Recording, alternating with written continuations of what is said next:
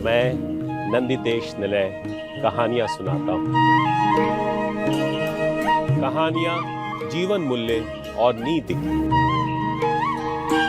कहानियाँ खुशी की और कहानियाँ एक अच्छा इंसान बनने की।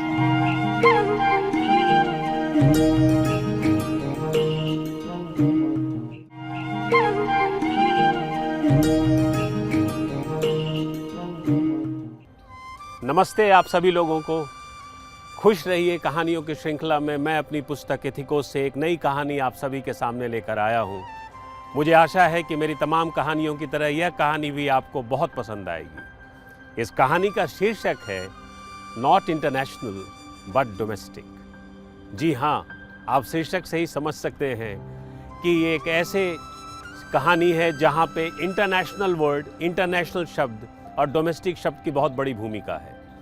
वो यात्री जो पहली बार इंटरनेशनल एयरपोर्ट जाता है, वो यात्री जो पहली बार किसी इंटरनेशनल फ़्लाइट को पकड़ने जा रहा है, किस तरह की उसकी तैयारी हो रही है। वो बहुत परेशान है, वो बहुत हड़बड़ी में है, उसकी टाई की नॉट भी नहीं बन रही। पता नहीं उसके लैपटॉप को क्या हो गया कि वो लैपटॉप भी सुबह सुबह हैंग हो गया।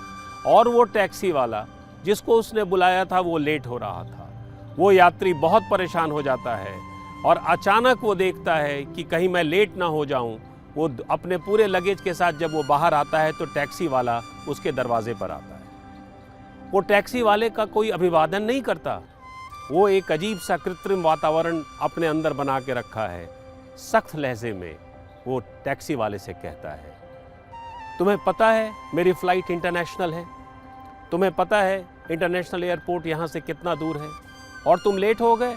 अब ये न कहना कि तुम्हारा टायर पंचर हो गया था। और साहब टैक्सी पर बैठते भी हैं, लेकिन पता नहीं क्यों बहुत बहुत नाराज़ हैं। वो टैक्सी ड्राइवर से कहते हैं कि देखो, तुम घड़ी भी देख लो, आज मुझे लगता है मेरी फ़्लाइट छूटेगी। वो टैक्सी ड्राइवर कहता है कि सर, हमने तो एक से एक लोगों को बिठाया, कितने फॉरेनर्स बैठे, पर आज तक तो किसी की फ़्लाइट नहीं छूटी। आपका नहीं जानता सर। वो व्यक्ति तो नाराज़ था ही, और शायद टैक्सी ड्राइवर भी बहुत नाराज़ था। गाड़ी चल रही थी, अचानक झटके से गाड़ी रुकती है। कहीं लगता है कि कोई समस्या आ गई है। रुकिए सर, मैं देखता हूँ। पर उसके उतरने के पहले वो कहते हैं उनसे कि तुम मुझे ये बताओ कि तुम टायर कौन सा यूज़ करते हो। उसने कहा मतलब? बोला कि इंटरनेशनल टायर्स यूज़ किया करो, क्योंकि उससे कभी तुम्हें परेशानी नहीं होगी। वो ड्राइवर कुछ नहीं बोला। उसने दरवाज़ा खोला, और जब दरवाज़ा खोल के उसने अपने टायर की ओर देखा तो उसका टायर पंक्चर था। जिस टायर की आप बात कर रहे थे वो टायर पंक्चर हो चुका है, और मैं कैसे ले जाऊं, और आपकी फ़्लाइट छूट जाएगी। आप कृपया करके कोई दूसरी गाड़ी ले लीजिए। ऐसे ही सुबह से वो परेशान थे। आखिर उनको एक बाइक वाला मिला। उस बाइक वाले ने कहा कि आप यकीन मानिए, मैं आपको सही समय पे छोड़ दूंगा। और वो बाइक वाला कहीं गलियों से इधर से उधर से लेते भगाते उनको इंटरनेशनल एयरपोर्ट पहुंचाया। वो भागते हुए गेट तक पहुंचे, और जब सिक्योरिटी ने मांगा उनसे उनकी आईडी प्रूफ, और उन्होंने जब पॉकेट में हाथ डाला तो उन्होंने देखा कि आईडी प्रूफ तो है ही नहीं। मतलब ये कि उनका पर्स और आईडी प्रूफ सब कुछ टैक्सी में छूट चुका था। पीछे से एक आवाज़ आई। उसने कहा, सर ये आपकी आईडी प्रूफ लीजिए। उन्होंने उसे थैंक यू कहा। बोला थैंक यू की कोई बात नहीं है सर। तो उन्होंने कहा कि नहीं नहीं ठीक है, तुमने मेरे आईडी प्रूफ मुझे दे दी, और कह के वो मुस्कुराए। तो उस ड्राइवर ने उनसे पूछा कि सर यह इंटरनेशनल है या डोमेस्टिक। उन्होंने कहा एयरपोर्ट तो इंटरनेशनल ही है। उन्होंने कहा नहीं नहीं सर, मैं आपकी ये स्माइल पूछ रहा हूँ, इंटरनेशनल है या डोमेस्टिक। वो साहब मुस्कुराते हुए बोले डोमेस्टिक। प्रेम का, सद्भाव का, भाईचारे का ये डोमेस्टिक है।